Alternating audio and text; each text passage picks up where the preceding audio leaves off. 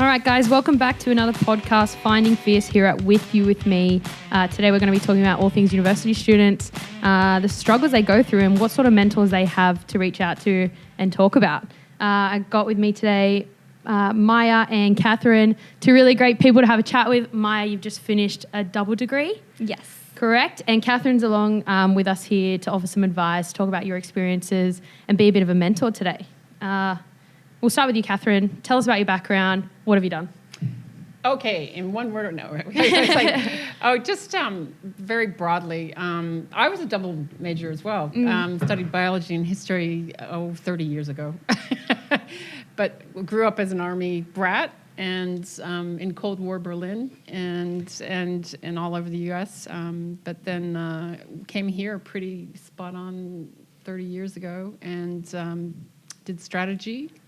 Got involved in the Olympics in Sydney, but spent the last, since the Olympics, that's been 20 years almost, doing leadership development and HR for large corporations, and am now here. So I'm really excited to be here and talking about talent. That's a lot. Yeah. A lot of things happened there. Lots of things, yeah. Maya, you did a double degree in International Security Studies and Languages, is that right? Yes. What made you pick that? So in high school, I was always really good at like history and languages. I did French in high school, and I was like, oh, what can I do with that? And I was like, I don't really want to do history.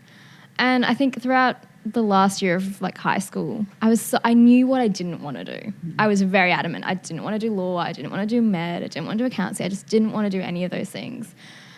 And so I was like, okay, what's left? Well, there's IR. And in IR, I was like, oh, I don't like the economics. I don't like the politics. I don't want to do that. So okay, well, there's security. This was a new degree. I was the first year that ANU offered security studies. So I was like, hey, let's do that.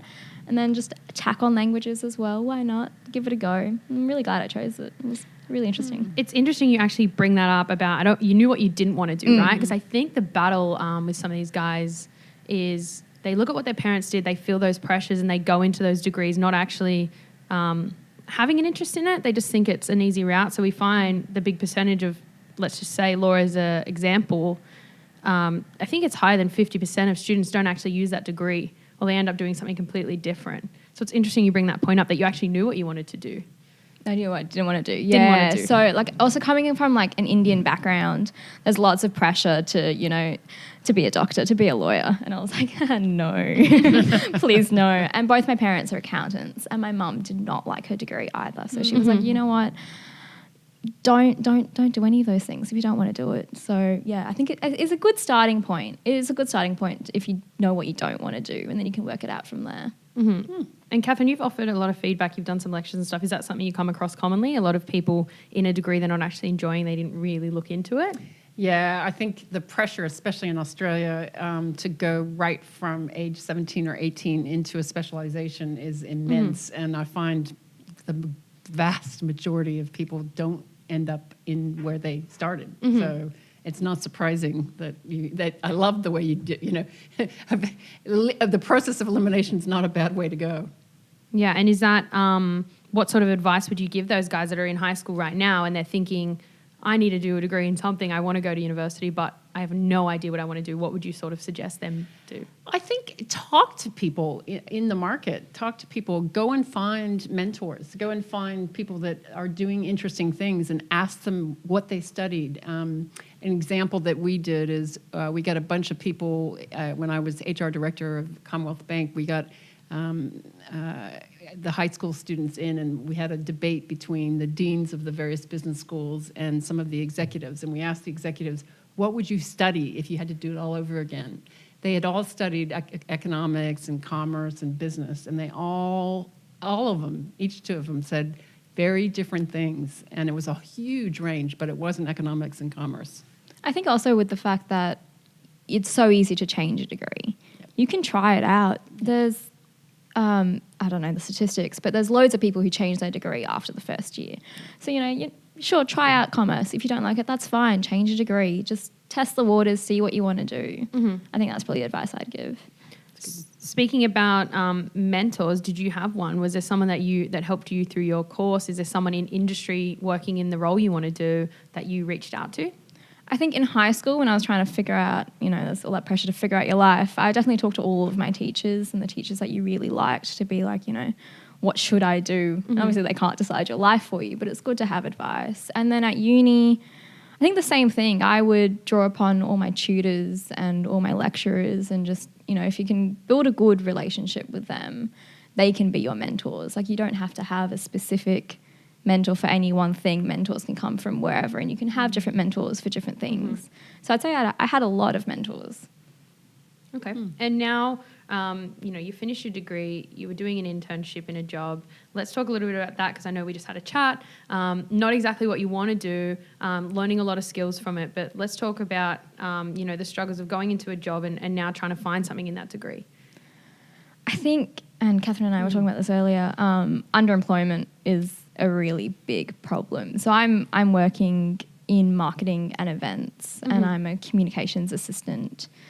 And, I did security studies and I did languages, and communications is not my preferred career, not my preferred job, but it's a good place to start. And if you can get into a job where you can, learn skills and learn professional skills, learn how to communicate and, to use Outlook and to just, work in an office, that's a really good starting point to have. And from there, you can just build networks, build connections, and just talk to people. And the more and more people you talk to and connect with and say, oh, this is actually what I'm interested in. And then they'll be like, oh, okay, cool, here's this person you can talk to. So if you can just keep talking and keep upskilling yourself, then that's probably what's important. So you're networking in an industry not preferably wanting to be in, but you're using that as something to build a profile. And Katherine, you would know that better than anyone.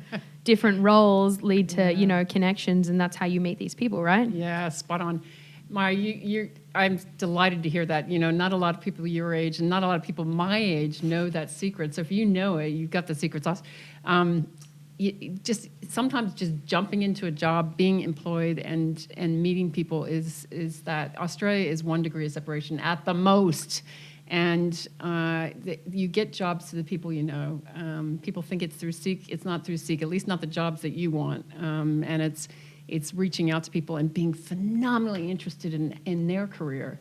And that's how I've always gotten jobs. And, I've been in this country despite my accent. I've been here for 30 years, still haven't gotten the Australian twang. My network is vast, just through one-on-one coffees I've had, just being curious about their career. I love it. I love interviewing people. So, here we are. And I'm just as interested in your career as I'm in all the mentors I've collected over my life. That's the thing, you mentioned one-on-one coffees. Like, it's very easy to go to events, go to careers fairs, and network out there, just add people on LinkedIn. But that's not enough. You've got to follow through with that coffee, and then after the coffee, you've got to email them and be like, oh, thank you so much for your time. XYZ is what you said is really interesting, and then you need to keep that going, because a person you meet on the street can become your mentor if you keep a connection going and keep emailing them, keep asking them out for coffee or a beer or, whatever it is. That's it. And there's some people, I was reflecting with Maya when we were there, when I was your age, I was doing exactly what you're doing. And there's some people I met when I was your age, and I'm literally 30 years older, that I met who happened, and I won't mention names, but who happen to be now major CEOs of some of the largest companies who I still visit today, and I can go into their office and chat to at any point in time and ask questions. And it's because I kept in touch with them. They became famous and I didn't, but that's okay. You built that relationship. But I built that relationship, and it's really important. And it doesn't mean you have to call them every month, but it just means that you every now and then you just keep up. And they're very special relationships to me, and they've taught me a lot over time. And I would like to think that I taught them a lot too, because it's always both ways, isn't it? And I think asking questions, you're not going to get help unless you ask for it. You need to constantly ask questions and see, what can I learn from you and what can you learn from me? Because it's a two-way process. So especially today. I learn more from you guys than I do. I mean, I don't think I'm giving much these days. I'm fascinated with you guys. I say you guys, I'm fascinated with how much I'm learning from the people in their 20s. It's amazing. What are you learning? I am learning how you guys think. Here I'm sitting next to somebody that studied Arabic and studying the Indian languages, and is studying in Bahasa. I'm like, my goodness, like, can you believe that? We would have never thought that. We were studying, it was too easy to go and study the European languages, so she studied these languages. And I'm thrilled about this, because we didn't do this in our generations. And I'm kind of curious about how that, and, and studying security, that's phenomenally interesting. So I just I'm thrilled about that. So. And okay, let's flip it for a second. So you're saying you're in the same position as Maya, doing the same sort of work, knew it wasn't what you wanted to do, but you took so much out of it. What would you suggest Maya's next step be? I think she's got it. I think she's networking, and I think she's questioning, and I think the other thing is to just get out there and put yourself out. I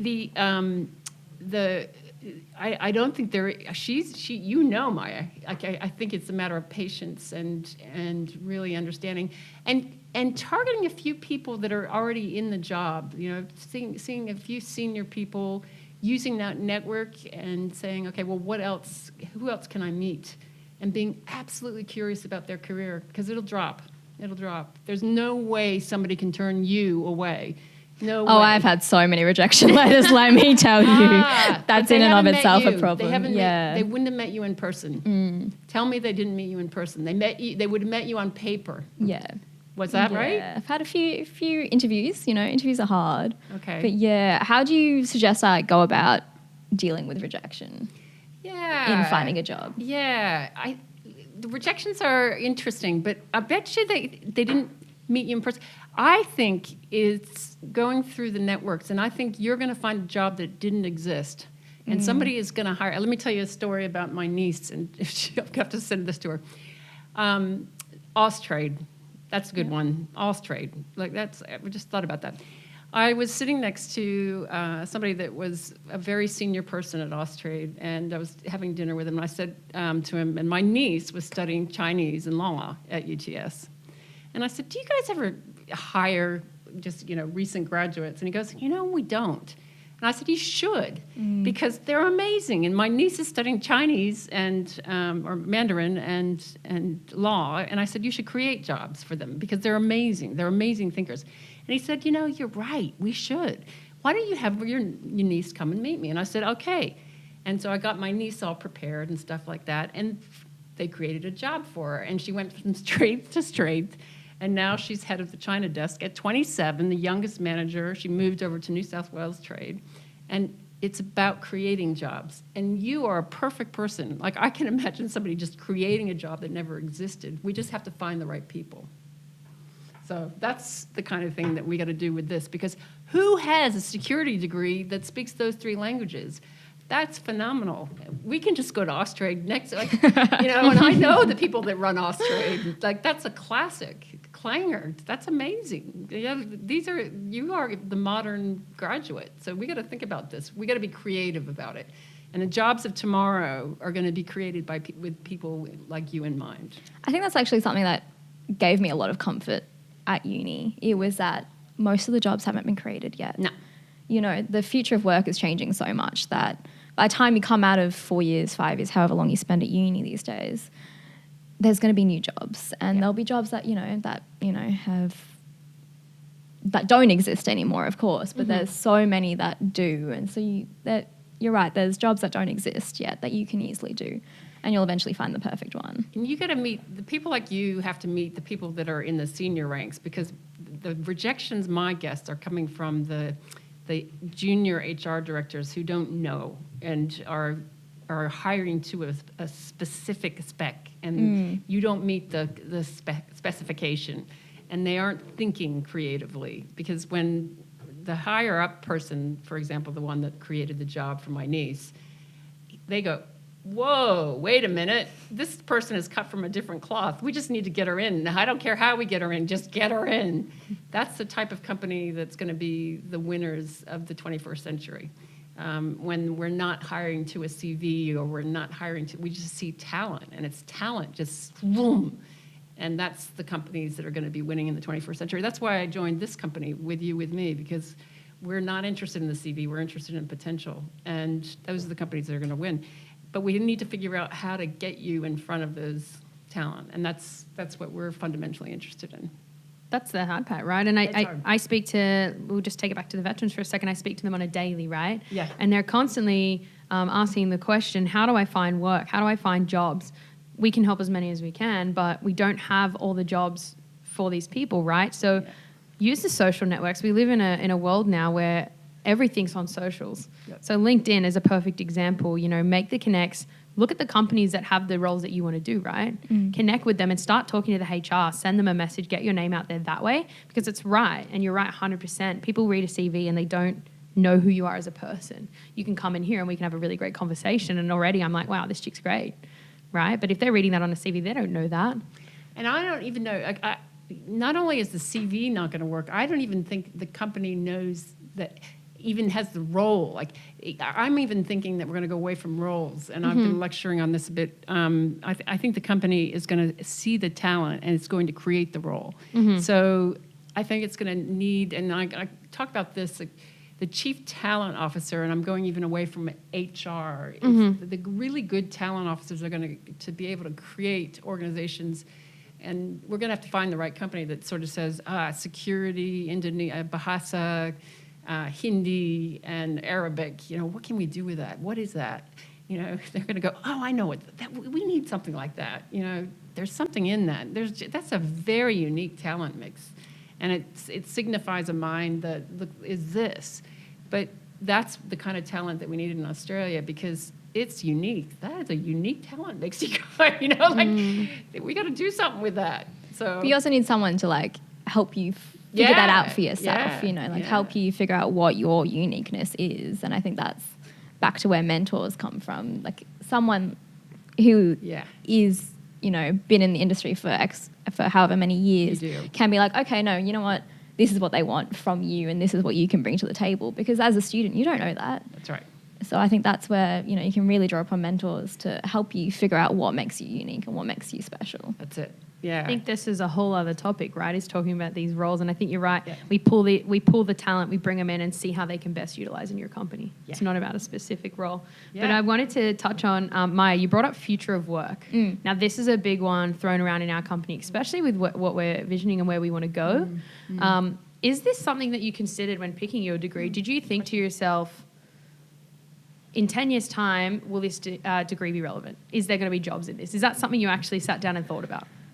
Did I actually think about it when I picked my degree? No.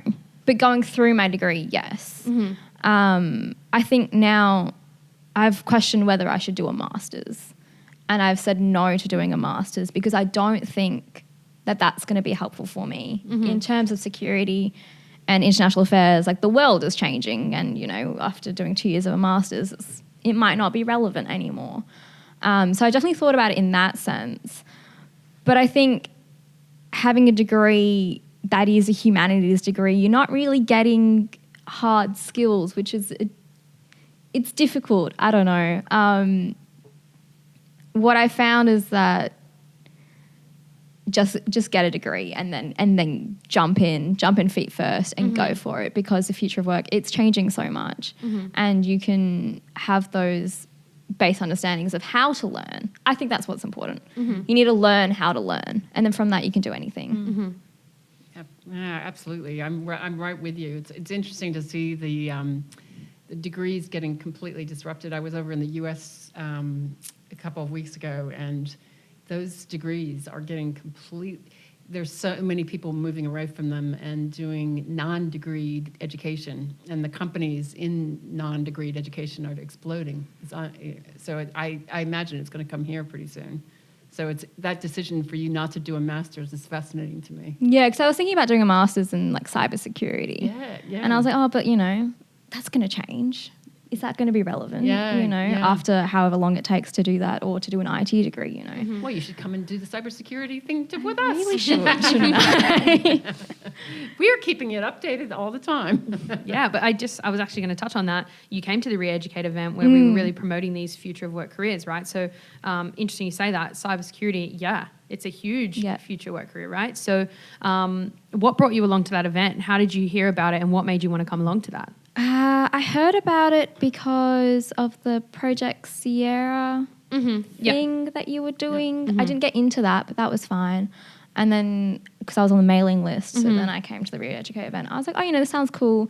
I think for me, because I studied in Canberra, it's very much public service. You're going to go into government if you do IR. That's just sort of, that's a path set out for you. But it's so competitive. And I was like, what else is out there? What else can I do? So I think that the Re-Educate event was really important for me to see that there's, the private sector out there and there's startup companies out there and there's just even more. And you don't know, having a Google search of, like security, careers, it doesn't, I've done the search. It's not helpful. Yeah. So it's going to these events that you can see, okay, what are people doing? Who are they looking for? And that was what was really helpful for me, to see that there's more out there than just, DFAT defense. There's, other places and other avenues for your talent. How did your mind change after listening to some of those speakers, right? Because they're companies that were all based on these future careers. Did your mind switch to, oh, maybe I have done the wrong degree, or maybe there's something else I should have done? Was there any of that sort of thought process after that event? I don't think it was anything like I've done the wrong degree. I think it's more that, people are actually hiring for talent, and if you can market yourself well, you can get in and then you can learn on the job. Spot on. And I've been HR director of Cochlear, I've been HR director of CBA, and I've been involved with QB. If I met somebody like you, there's no way I'd be checking your CV to see whether you'd had a master's or whether you had a PhD. You come across as somebody I want to hire. Absolutely. There's just no way I'd be checking for experience. And degrees and who you know. It's how you come across and how articulate you are and what it is. That's what I'm looking for. And because the job I have today doesn't have anything to do with what happened last year. It's a creative job. It's something that you create into the future, and I'm looking for thinking potential. Yeah, you're hiring for potential and also like values and whether your personal values fit in the company. That's it. And that's it. And that's what's so cool about this kind of day and age. And you asked me, that's what, what am I so interested in this generation? Because I'm interested in the way they think. And they're not stuck in old ways like we are. And that's what we need. We need fresh thinking. So, no, you're 100% right. And I think it's right now is a prime example of how important it is to have a mentor, right? You've just met Katherine today, and she's so impressed by you, and she has such a big pool of people that's helped you throughout your career, right? Yeah, totally. I have so many mentors from all different stages, and I keep in touch with them, all of them. They're really dear friends, and without them, I'm such a person. I'm actually, nobody believes me. Maybe they do, but I am a serious introvert. But in America, you can't be an introvert and succeed. So, from the get-go in kindergarten, you have to learn to be an extrovert. So that's just the way we have to succeed. But I'm a serious introvert. But introverts love one-on-one conversation. So the way I've always succeeded was asking people if I could have a cup of tea or a cup of coffee with them. And we love one-on-one conversations. So with my mentors, I've always reached out and just asked, even some of the famous ones, I've just had the guts to ask if I could have a coffee with them. Because what's the worst that can happen? They say no, It is terrifying, though. My anxiety goes through the roof whenever I'm like, coffee. But yeah, it's terrifying. But, and plenty of them have said no. But some, a couple of them have said yes. And I've gone out and had coffee with some of the leaders of our, and God bless, I call her the queen, and I know she would appreciate that. But about a year ago, I went out and had a cup of coffee with the chairman of our Commonwealth Bank, who I absolutely think is such a wonderful leader, Katherine Livingston. And to me, that was one of the most precious moments. And I wouldn't call her a mentor because I don't get to meet with her, but being able to sit across from somebody that I think is one of our most living legends. I think she is such a beautiful, she's the chancellor of UTS and she's the chairman of our CBA. And to just learn from what she's going through at the time, she's going through the Royal Commission and what she learned when she was CEO of Cochlear, because I was an HR director, and what a treat that was. And she could have said no, but I asked and she agreed, and she was right in the middle. So it's that kind of thing, and you go there just absolutely curious about them, and and sometimes that's the greatest gift you can give them is just for them to have a platform to tell their story. It's such a great gift. I don't think a lot of people get that chance. I think some people go just trying to take. And I think if you give them that, an opportunity to tell their story in such a humble place, I think that's what I've learned over the years. Anyway, I could go on and on about that. It's one of my favorite activities to do is just listening to people's story. All right, awesome. Katherine, I just wanted to chat with you again. High school students that are coming out now, they're thinking about what to do. Have you spoken to many? What's the plan for them? Like, I know we speak about mentors, but what sort of advice would you give them? As I mentioned earlier, a lot of people fall into that path of what their parents do, right? They think it's easy, but then it's not actually what they want to do. So assessing someone as a person, figuring out what they're good at, what their background is, and what they're actually going to enjoy. What sort of advice as a mentor would you give those high school students that might be listening? Yeah, look, my advice to them would be just to go out and try to meet a couple of your parents' friends that do as wide variety. I would pick 5, and I would try to ask your parents to give you 5 people that do as wide a variety as possible that you would still be interested in. You know, maybe even somebody that does a blue-collar job, somebody that does, we talked about a lawyer, somebody that does maybe the things that you might be interested in, and go and have a career conversation. Ask them about their career. Ask them what they had to study. Ask them what the study was like. Ask them what they do now and how they've enjoyed their career and what the challenges have been. And see what your heart feels like when you talk to them. And I wish I had done that because, I think I would have studied psychology as an undergraduate. And I didn't. And I think I would have been a psychologist or even a psychiatrist for that matter. It makes sense because you love hearing people's stories, right? I love it. I wish I'd known it even existed. But I just never had the chance, and my parents never, encouraged me. So my career has been the whole case of crashing around until I've found what I love to do. So what made you choose your degree?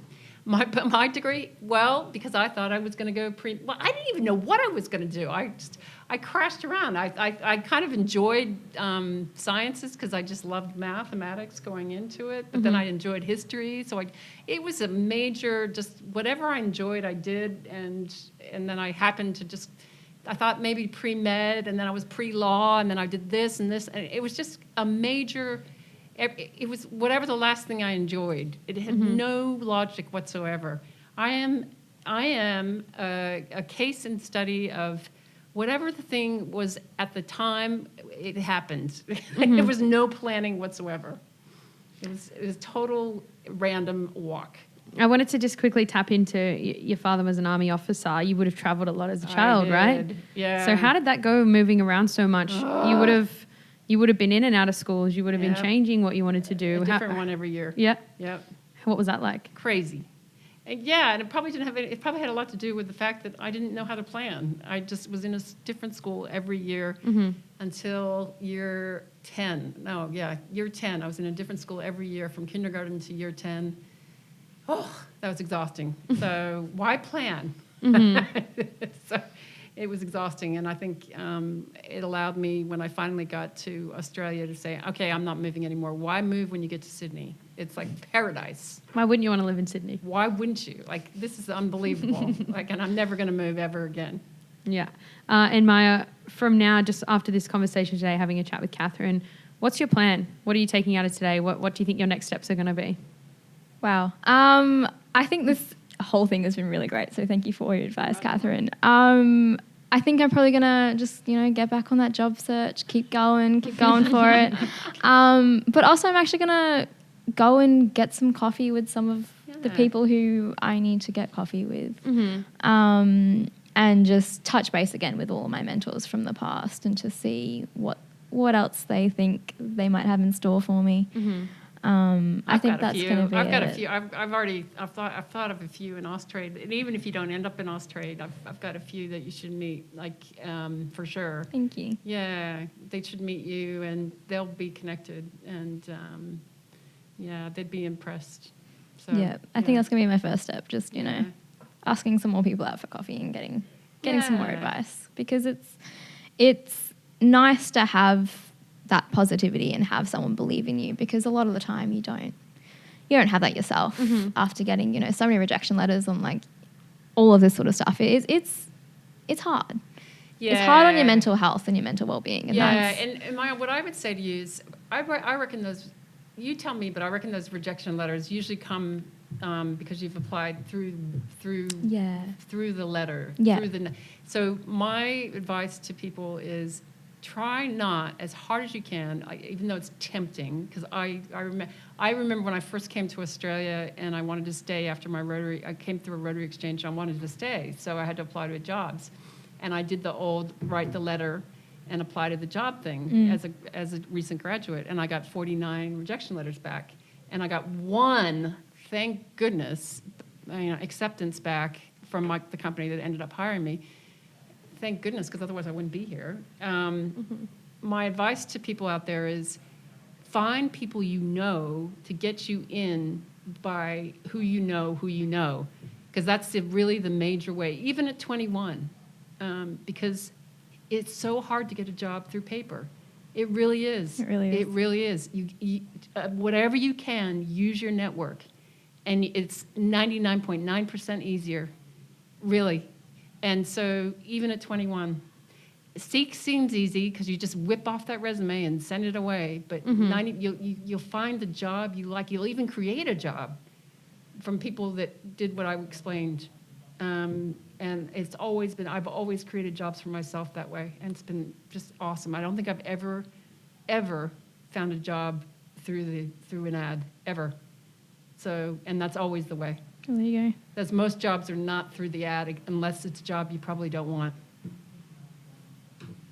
And don't, I guess, just on that, don't just say yes for the sake of it. Yeah. Make sure it's the right job for you. Just because you're struggling doesn't mean you have to accept something you're not going to enjoy as well. That's the thing as well. So I'm currently working casually in the communications team, and I've been offered a continuing role there, and I declined it. Mm-hmm. And my parents were like, "You're crazy. Why the hell would you decline a full-time job?" And I went, "Well, I don't want to do communications for the rest of my life. I enjoy it. I've learnt so much from it.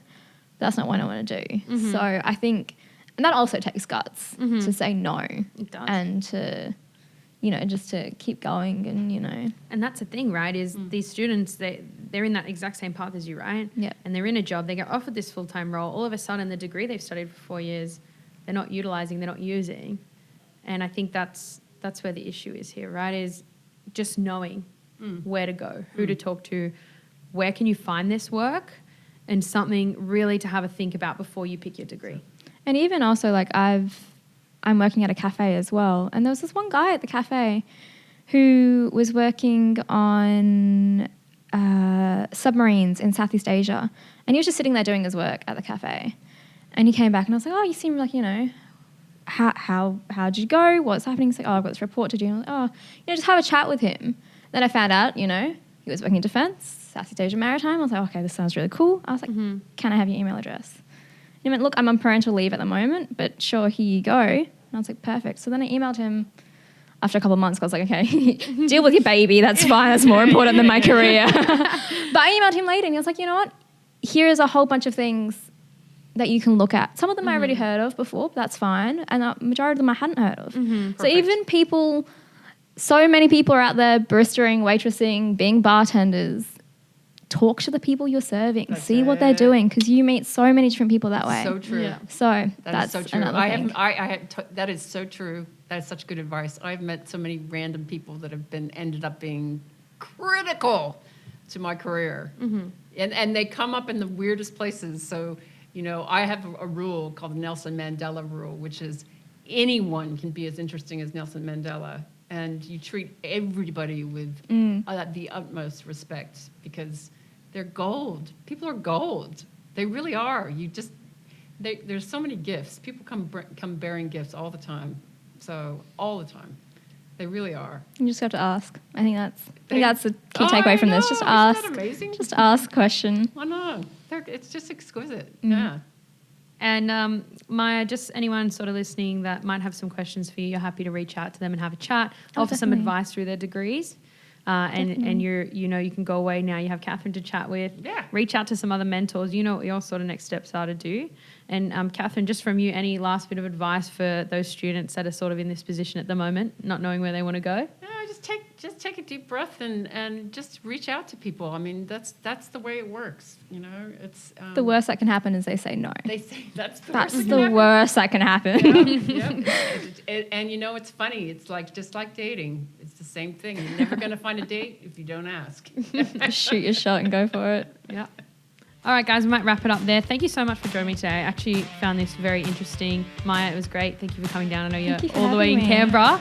So thanks for coming in. And Katherine, always a pleasure. Yep. Thank you. Thanks, guys.